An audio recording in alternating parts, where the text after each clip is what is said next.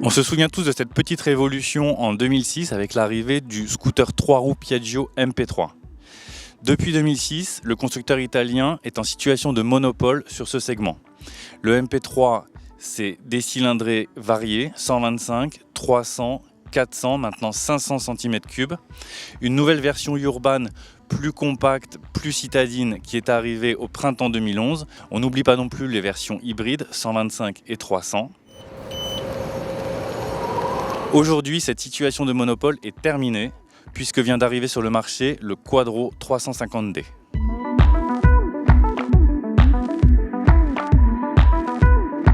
Alors visuellement, ce Quadro 350D, il joue la carte de la sportivité. Des carénages acérés et un gabarit qui est encore plus cossu, encore plus massif que le MP3.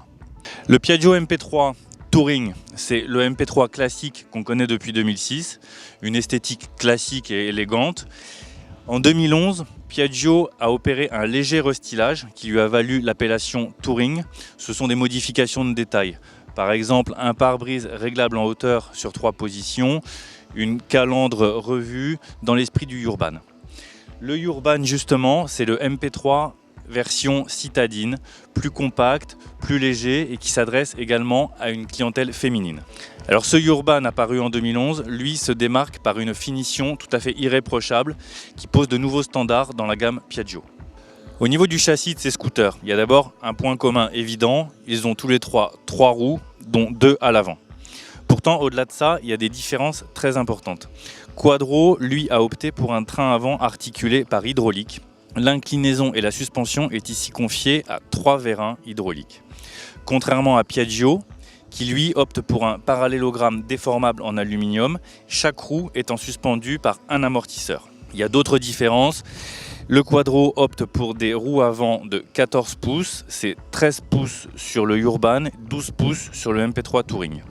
Quand on prend place à bord de ce Quadro 350D, on retrouve ce gabarit très cossu, très massif, avec ici un tablier vraiment impressionnant. La position de conduite est tout à fait naturelle, on a un grand guidon relativement proche du buste, on se sent bien à bord, ici sur une selle basse, une selle haute sera proposée en option. Seule petite critique, on pourrait trouver à la conduite qu'on manque un petit peu d'espace au niveau des genoux. Au guidon du MP3 300 Touring, ce qui surprend, et c'est étonnant, c'est finalement la compacité du poste de pilotage par rapport au Quadro. Alors qu'auparavant c'était un véhicule qui paraissait très massif, désormais c'est relativisé avec le 350D. Pour le reste, position de conduite également naturelle, une selle très moelleuse. Certains trouvent tout de même que la position de conduite est un petit peu avachie, ce qui peut poser problème sur longue distance surtout. Alors sur le MP3 Urban, là on est clairement sur un scooter beaucoup plus compact que les deux autres. Il porte bien son nom. On est assis sur une selle plus ferme en revanche et plus haute aussi, ce qui pourrait poser problème aux petits gabarits. En revanche, cette selle un petit peu haute permet de mieux étendre ses jambes et de dominer parfaitement le guidon. Alors au niveau de la capacité d'emport, le Quadro 350D dispose d'un coffre sous la selle qui contient un casque intégral et un casque jet. On pourra même mettre 2 casques intégraux si on opte pour la selle haute. Au niveau du tablier, le Quadro dispose de 2 vides-poches. Ces vides-poches ne ferment pas à clé, mais l'un contient une prise 12 volts. Au niveau des plastiques, il faut noter que le véhicule qu'on nous a confié est un véhicule de pré-série. Sur le modèle définitif qui est en train d'arriver en France et d'être distribué dans le réseau, tous les plastiques seront revus pour un aspect plus qualitatif, plus granuleux. La particularité du MP3 Touring en ce qui concerne la capacité d'emport, c'est son coffre à double accès. À l'arrière, type haillon automobile, et à l'avant, classique, une selle qui se bascule vers l'avant. Alors petite déception quand même sur le MP3 Touring, on ne dispose pas à l'avant de vraies boîtes à gants. On a uniquement depuis la version Touring ce petit vide-poche ici ouvert, sans couvercle, juste derrière le pare-brise. Les capacités d'emport du Urban, c'est classique, une selle qui se bascule vers l'avant, qui s'ouvre depuis le contacteur, dans laquelle on peut ranger 2 casques jet ou un gros intégral, voire un modulable. Alors sur les Piaggio MP3, le Touring comme le Urban, il est possible de figer le train avant à l'arrêt et à basse vitesse. C'est un système qui s'appelle le roll lock, ça se commande au pouce droit. On l'active et là, le véhicule tient debout tout seul. Pour le stationner, il suffit de tirer le frein à main. Alors sur le Quadro, c'est un petit peu différent. Il n'y a pas réellement de système équivalent au roll lock.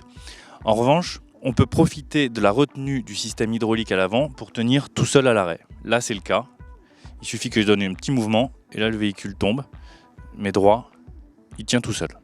Là où le Quadro ressemble au MP3 de Piaggio, c'est à l'arrêt. Pour stationner, il suffit de tirer le frein à main. Et là, non seulement... Mais bon, ces véhicules 3 roues ne sont pas conçus pour rester à l'arrêt, mais bien pour rouler. On part tout de suite en balade.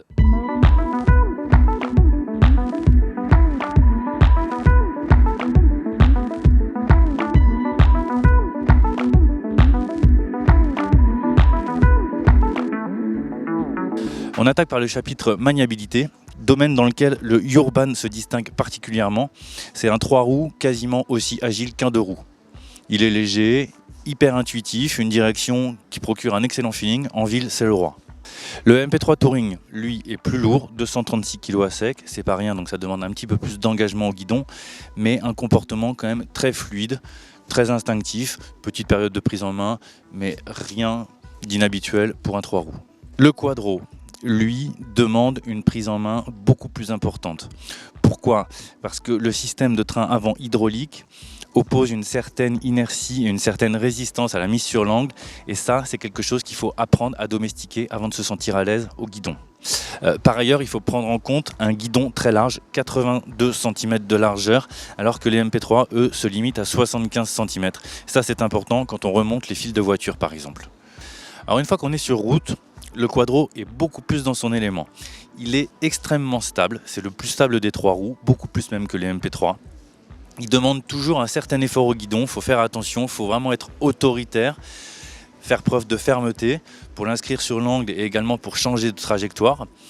Mais on a une stabilité vraiment impossible à prendre en défaut, très rassurante et très plaisante pour les conducteurs les plus expérimentés.